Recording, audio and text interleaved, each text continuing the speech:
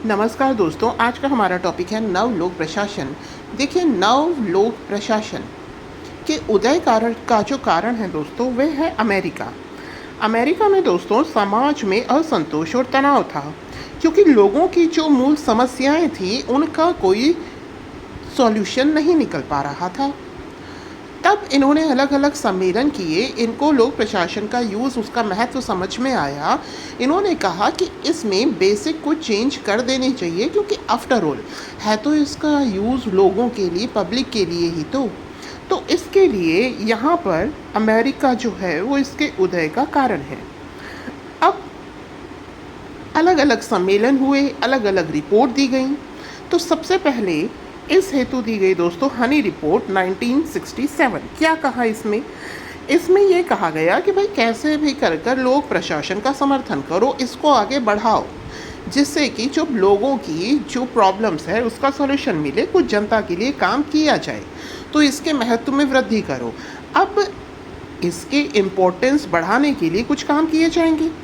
Importance बढ़ाने के लिए कैसे? देखिए, सार्वजनिक सेवाओं से संबंधित उच्च शिक्षा दी जाए, जिससे ज़्यादा से ज़्यादा लोग जो हैं वो पब्लिक एडमिनिस्ट्रेशन के बारे में जानें।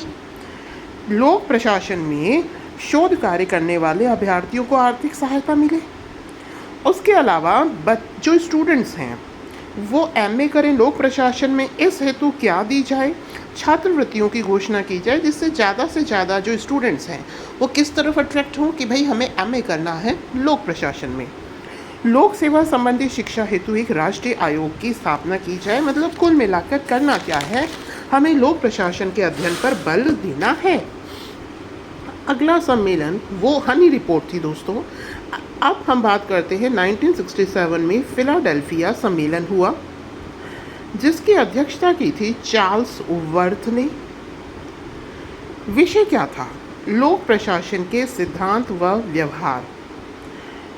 इन्होंने जो कुछ पॉइंट सेलेक्ट किए वो थे, पद सोपानी व्यवस्था को लचीला बनाने पर बल दिया जाए। ठीक है दोस्तों, मतलब जो पद सोपानी व्यवस्था है क्या किया जाए, उसको लचीला बनाया जाए।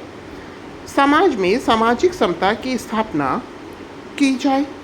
लोक प्रशासन का जो ध्यान है वो निर्धनता, बेरोजगारी, प्रदूषण आदि पर होना चाहिए।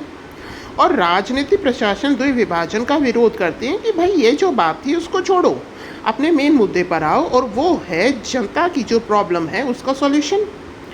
समाज में सामाजिक समता की स्थापना।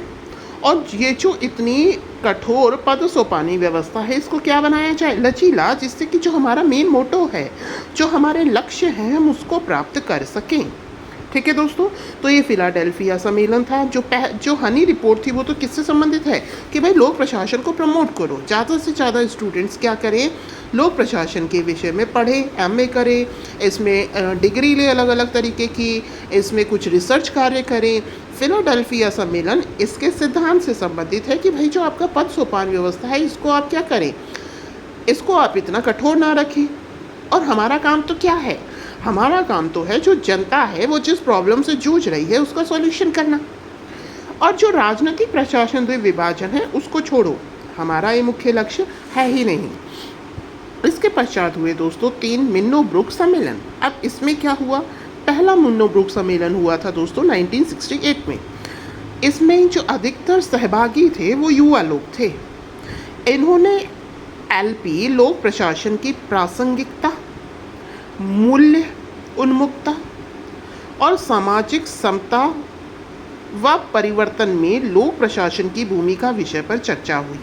मतलब लोक प्रशासन की जो प्रासंगिकता है इसमें परिवर्तन हो, मतलब कि सामाजिक, आर्थिक, राजनीतिक प्रासंगिकता हो इसकी, और मूल्य उन्मुक्तता की जगह, मूल्य मुक्तता की जगह उन्मुक्ता हो, मतलब कि जो अधिकारी हैं, ठीक है, इनमें मूल्य उन्मुक्तता होनी चाहिए, जिससे कि जो जनता है ये उनकी प्रॉब्लम्स को अच्छे से समझ सके और उनका दोस्तों निवारण कर सके।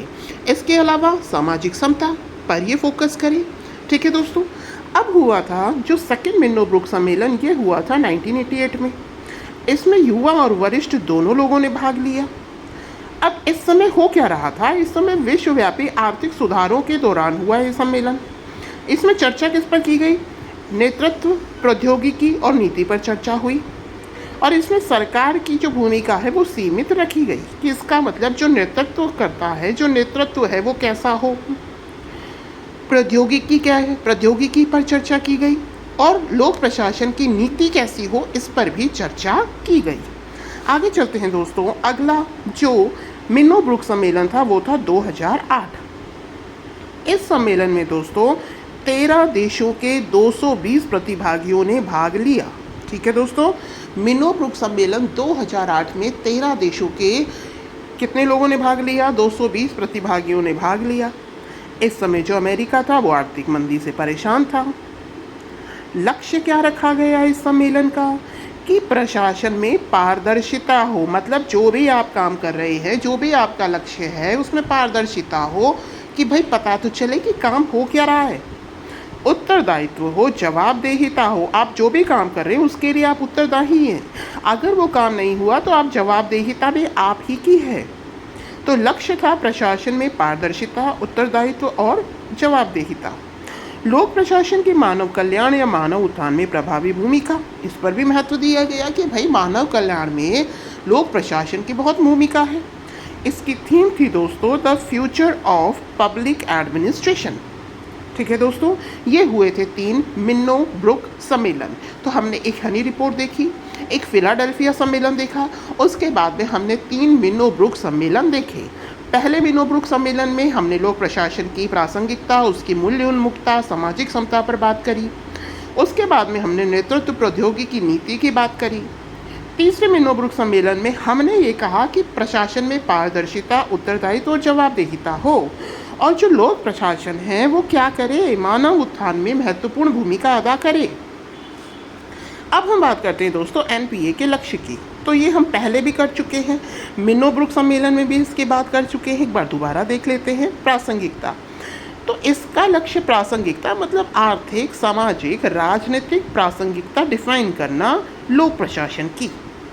मूल्य मतलब कि जो लोक प्रशासक है इसमें मूल्य मुक्तता की जगह मूल्य उन्मुक्तता की बात की गई, मतलब वो मूल्य युक्त हो, तभी तो वो पब्लिक की जो प्रॉब्लम है उनको अच्छे से समझ कर उनका सॉल्यूशन निकाल पाएंगे। इसका एक लक्ष्य सामाजिक समता भी था। इसके अलावा परिवर्तन, जो नीतियां हैं उनमें परिवर्तन, जो विचारधारा चली आ रही है उनमें परिवर्तन। अब हम बात करते हैं नव लोक प्रशासन की विशेषताएं। तो जैसा कि हमने पहले भी देखा है दोस्तों, ये राजनीतिक प्रशासन द्विविभाजन का विरोधी है, ये मानवीय दृष्टिकोण का समर्थक है, कठोर पद सोपानी व्यवस्था का ये विरोधी है, कठोर पद सोपानी व्यवस्था का विरोध करता है, ये ग्राहक उन्मुखता पर बल देता है। एनपीए की लक्ष्य प्राप्ति का साधन है डिसेंट्रलाइजेशन, मतलब जो शक्तियां हैं उसको डिसेंट्रलाइज करो, डेलीगेशन प्रत्यायोजन, डेमोक्रेटाइजेशन और डीब्यूरोक्रेटाइजेशन। ठीक है दोस्तों, ये इसके 4 लक्ष्य प्राप्ति के साधन हैं।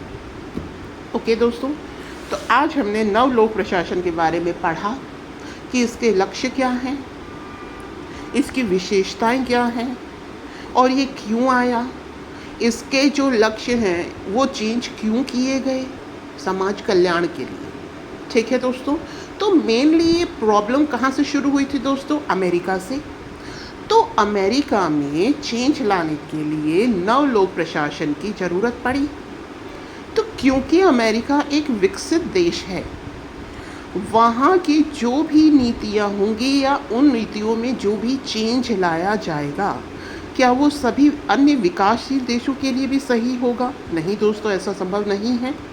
अमेरिका में जो भी नीति लाई जाए या जो भी चेंज किया जाए, ऐसा बिल्कुल भी आवश्यक नहीं है कि वो विकासशील देशों में भी लागू किया जा सके। ठीक है दोस्तों, तो उम्मीद है आपको ये टॉपिक समझ में आया होगा। जैसा भी हो प्लीज़ कमेंट करके बताइएगा। So thank you, have a nice day.